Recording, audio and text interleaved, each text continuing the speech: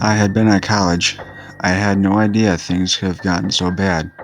Jason, my little brother, had called me numerous times and told me, but I thought it had more to do that he was just missing the family. Mom had died years ago. Dad worked a lot, so I thought Jason was just lonely. Eventually, the calls stopped. I figured he'd settle in. When I came home for Christmas, however, I found that my assumptions had been erroneous. Jason had become a dark, cynical creature. And Dad? How can I describe him?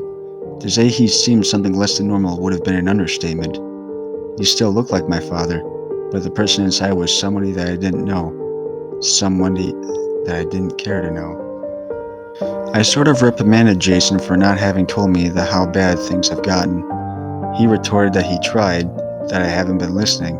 In retrospect, I have to say that was a fair assessment. On the first night, Jason and I were in his room talking things over, when suddenly his demeanor changed.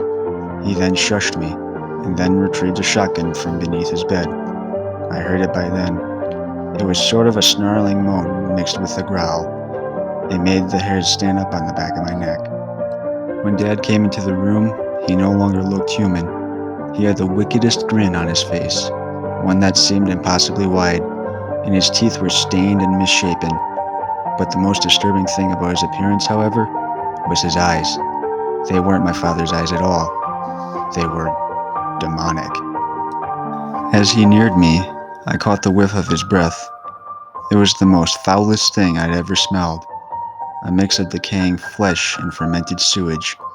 I gagged, but I couldn't move. I was frozen with fear, and then that's when the shot rang out. The shot caught Dad squarely on the forehead.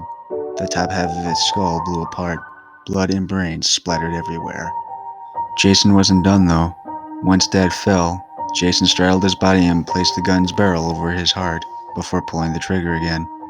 Dad's body bucked against the force of the shot, then lay still. We were both in shock. We called the police. They came and took us into another room, one where we couldn't see the body from, and we began telling the story of what happened while the forensic people were doing their work.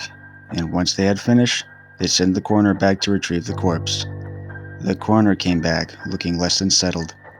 His body, it's gone, was all that he said.